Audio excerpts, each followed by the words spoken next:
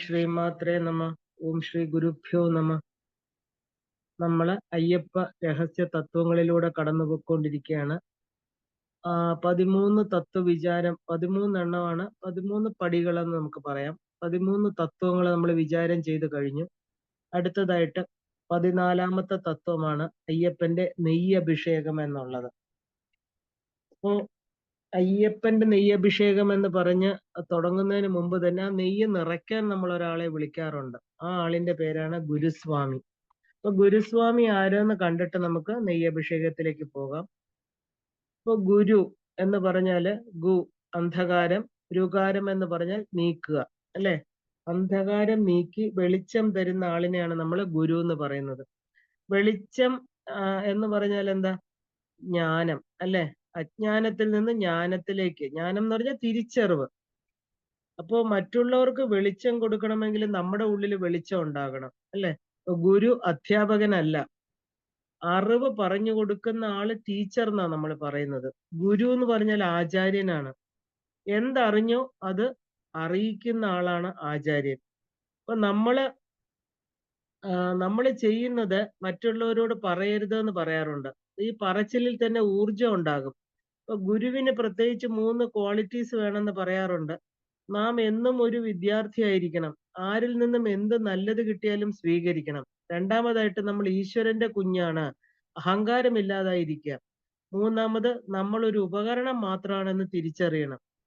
ഏതൊരു ശക്തി എന്തിലൂടെയാണോ ആ ഒരു നിയതി നടത്തുന്നത്, ആ എന്താ പറയാ, ആ ഒരു ശരീരത്തെ ആ ശരീരത്തിലിരിക്കുന്ന ഈശ്വരനെ നമ്മൾ തിരിച്ചറിയണം. അപ്പോ അച്ഛനമ്മമാരാണ് ആദ്യത്തെ ഗുരുക്കന്മാരെന്ന് നമ്മൾ പറയാറുണ്ട്.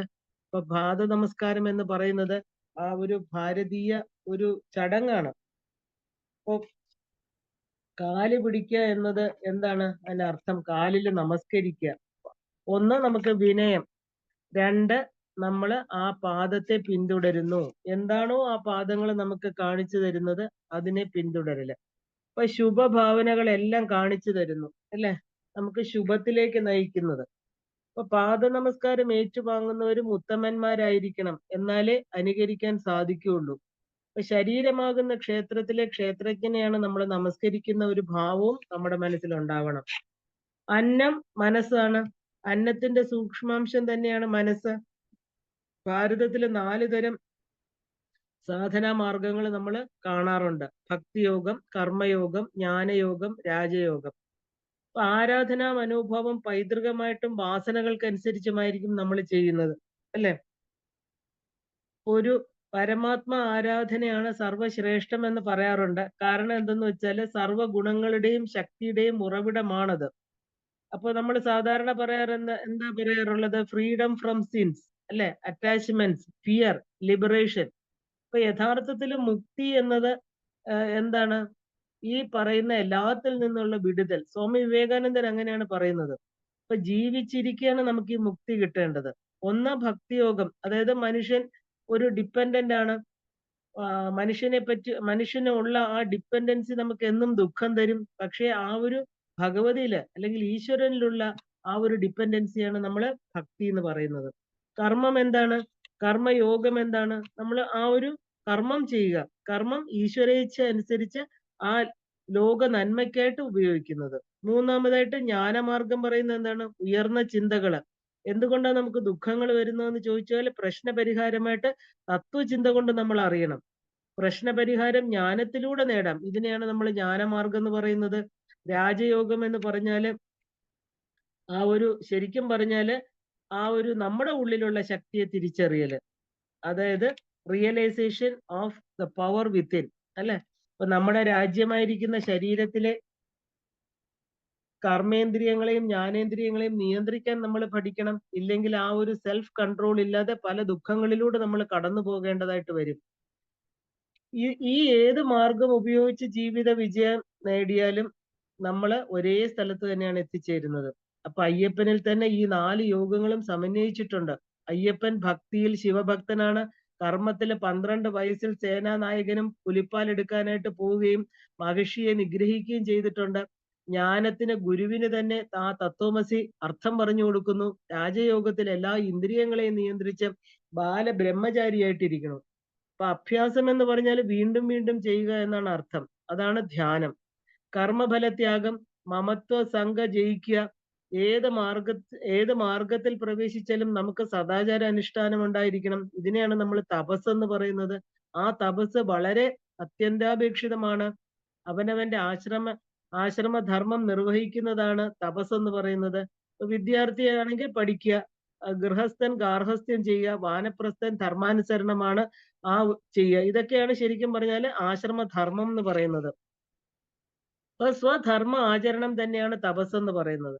അപ്പൊ പ്രപഞ്ചത്തിൽ സംഭവിക്കുന്ന എല്ലാം തന്നെ കാര്യകാരണ ബന്ധമുള്ളതാണ് എന്ന് നമ്മൾ അറിയണം. ആകസ്മികമല്ല ഒന്നും സംഭവിക്കുന്നത്. അപ്പൊ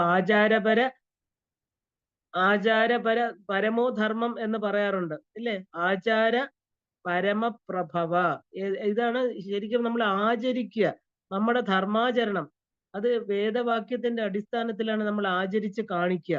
അപ്പൊ ആചാരങ്ങളുടെ അനുഷ്ഠിക്കുക തന്നെ വേണം. ധർമാചരണം എന്ന് പറഞ്ഞാൽ എന്താ? ധർമ്മം അനുസരിച്ച് ജീവിക്കുക എന്നുള്ളതാണ്. അപ്പൊ ഇനി നമുക്ക് എന്താണ് അയ്യപ്പന്റെ ഈ ഒരു നെയ്യഭിഷേകം? നമ്മളിപ്പോ ഗുരുസ്വാമിയാണ് നമുക്ക് കെട്ട് നിറയ്ക്കാൻ വരുന്നത് അല്ലേ? അപ്പൊ എന്താണ് നെയ്യ്? പാലില് നെയ്യ് എന്ന പോലെ ലോകത്തിൽ ഈശ്വരൻ നിറഞ്ഞു നിൽക്കുന്നു നമ്മൾ കേട്ടിട്ടുണ്ട് ഇല്ലേ? ആധ്യാത്മിക പ്രതീകങ്ങളിൽ പലതും പാലും നെയ്യും വളരെ ഉദാത്തമായിട്ടുള്ള ഒരു സ്ഥാനമാണ് അലങ്കരിക്കുന്നത്. ക്ഷീരസാഗരത്തില് ഭഗവാൻ പള്ളി കൊള്ളുന്നു എന്ന് ഏത് ഹിന്ദുവിനും അറിയാം. അപ്പൊ പാല് കൊണ്ടുള്ള വലിയ ഒരു സമുദ്രം അത് വൈകുണ്ഠത്തിലുണ്ടെന്ന് പുരാണങ്ങൾ പറയുന്നു. നമ്മുടെ ഓരോരുത്തരുടെയും ശരീരത്തിൽ ഈശ്വരാംശം കുടികൊള്ളുന്നു എന്നത് സത്യമാണ് ഇല്ലേ? അതൊരു സങ്കല്പമാണെന്ന് നമ്മൾ പറയാറുണ്ട്, പക്ഷെ അതാണ് സത്യം. അപ്പൊ നമ്മുടെ ശരീരവും ഒരു ക്ഷീരസാഗരം തന്നെയാണ്. അത് മാത്രമല്ല, ശൈശവത്തിൽ പാലാണല്ലോ ആഹാരമായിട്ട് നമ്മൾ കഴിക്കുന്നത്. എല്ലാ ജീവികൾക്കും അതിന്റെ മാതാവിൽ നിന്ന് കൊടുക്കുന്നത് എന്താണ്? പാല് തന്നെയാണ്. അങ്ങനെ നമ്മുടെ ശരീരത്തിന് പാലുമായിട്ട് ഒരു എന്താ പറയാ ബന്ധം വ്യക്തമായിട്ട് നമുക്കറിയാം. ശരീരം മുഴുവൻ ചേതനാമയമാണ് അല്ലെ? ആ ഒരു ശരീരം പാലാകുന്നു എന്ന് പറയണ എന്താ? ആ പാലിൽ ഉടനീളം നെയ്യ് ലയിച്ചു കിടക്കുന്നു. അതുപോലെ തന്നെയാണ്. അപ്പൊ ശരീരത്തിന്റെ ചേതനത്വം അഥവാ ജീവൻ, അപ്പോൾ തന്നെ ചേതനത്വം ഈശ്വരാംശമാണ് എന്ന് പറയേണ്ടിയിരിക്കുന്നു. അപ്പോൾ നമ്മുടെ ശരീരമാകുന്ന പാലിൽ ചേതനാരൂപത്തിൽ ഈശ്വരൻ തന്നെ ക്ഷീരസാഗരത്തിലെ വിഷ്ണുവിനെ പോലെ ശയനം നടത്തുന്നുണ്ട് എന്നർത്ഥം.